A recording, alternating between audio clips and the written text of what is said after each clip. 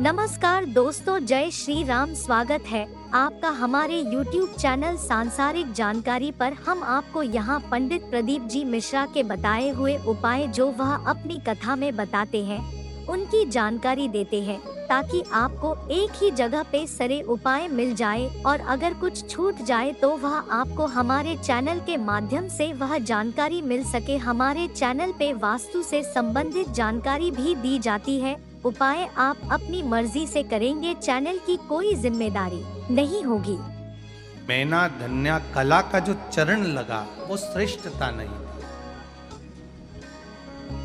जो अधोगति में चले जाते हैं, अचानक जिनके प्राण छूट जाते हैं, उनके लिए ये कथा कर रही है।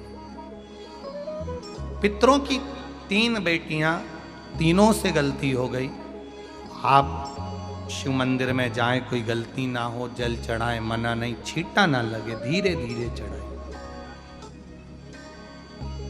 और एक बात अच्छे से ध्यान में रखिएगा, शिव मंदिर से जब भी वापिस आए, जल चढ़ाकर अपना फर्ज पूरा अदा कर।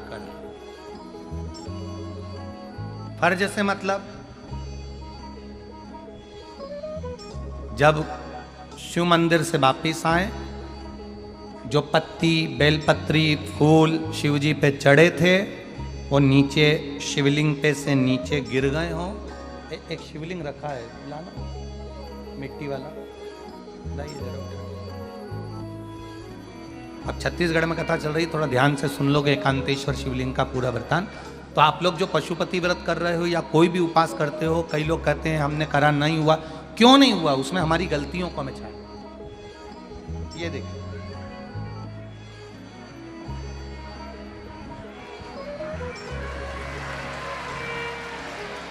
अब जैसे ये शिवलिंग रखा है, आपने जल चढ़ाया।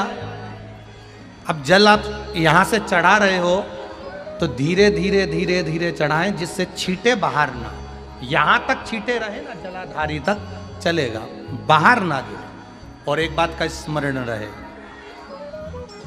यदि बेलपत्री, फूल, पत्ती जल चढ़ाने के बाद ये सब अगर नीचे गिर जाए, जलाधारी पर गिर गया या नीचे उतर गया, तुम्हारा पूरा जल चढ़ जाए, तुम्हारे पास में चंदन नहीं है, अबीर नहीं है, गुलाल नहीं है, कुछ भी नहीं हो, तो भी अपने हाथ की 3 उंगलियों से रेखा 3 खींचकर और फिर जो माला आदिकादिक भगवान की रखी थी उसी से भगवान का वापिस पूरा श्रृंगार कर कर फिर वापिस आइए, भगवान को पूर्ण श्रृंगार।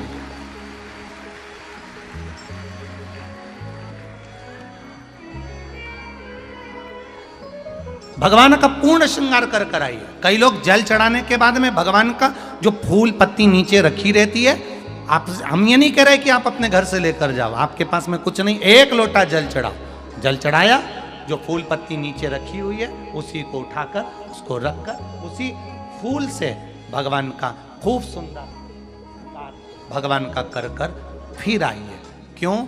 शिव का जब हम श्रृंगार कर कर आते हैं, माता पार्वती जी ने देवाधिदेव महादेव का श्रृंगार किया है, आप लोगों के स्मरण में होगा। राम जी ने माता जानकी का श्रृंगार किया है। रामचरित सुनिए कथा, रामायण सुनिए आप लोगों ने, रामायण सुनी होगी तो उसमें माता बैठी हैं शिला के ऊपर और भगवान राम उनका श्रृंगार कर रहे हैं। एक कौवा आता है, वो चोंच मार कर जाता है, ये सारा वृत्तांत आप लोगों ने श्रवण किया है। तो राम जी माता सीता का श्रृंगार करते हैं, भगवान कृष्ण राधा जी का श्रृंगार करते हैं। केवल एक देव अधिदेव महादेव की कथा ऐसी है जिसमें पार्वती जी शिव जी का श्रृंगार करती हैं। शिव का श्रृंगार किस लिए? क्यों? कहा जल चढ़ाने के बाद वहीं पर पड़ी हुई पत्ती से, फूल से, जो चढ़े हुए फूल हैं, चढ़ी हुई पत्ती है, चढ़ा हुआ निर्माल्य है, जो भी शिव जी का है, उसी को धोकर वापिस भगवान का श्रृंगार कर कर आना चाहिए। किस लिए? कि हे भोलेनाथ, जब मैं इस संसार सागर से जाऊं, अखंड सुहाग लेकर पूरी श्रृंगार कर कर इस धाम से जाओ। ऐसी कृपा जो पढ़ाओ, जो पढ़ाओ। चंदन नहीं है, हाथ से चंदन का स्मरण होना चाहिए। नहीं है हमारे पास लगाने को रोली, मोली, चंदन, जो भी आपके पास में, अबीर, गुलाल नहीं, अपने मन का गुलाल लगाइए, अपने मन का दिल से रिझाने का प्रयास। ले जाओ, ले जाओ, दिल से चढ़ा।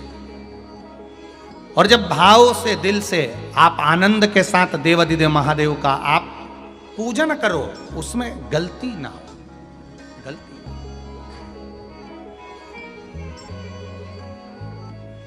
देखिए, पितरों की 3 बेटियों को श्राप लग गया। श्राप क्या लगा? तुम्हें पृथ्वी पर जाना पड़ेगा, मृत्यु लोक में जाना पड़ेगा, और तुम्हें मृत्यु लोक में जन्म लेना पड़ेगा। मृत्यु लोक में जाना पड़ेगा और तुम्हें जन्म लेना पड़ेगा। अब दुख आ गया। पितरों की बेटियां, इन्होंने पूछा हमारा भी कल्याण हो और पितृलोक में जितने पितर आए उनका भी कल्याण हो।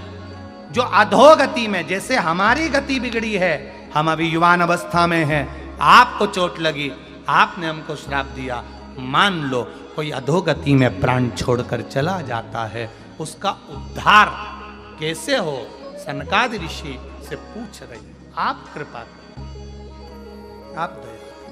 तो जरूर पसंद आई होगी हमारे चैनल एस्ट्रो विज्ञान को सब्सक्राइब जरूर करें और हमारी वीडियो को लिखें और शेयर भी करें ताकि और लोग भी ये उपाय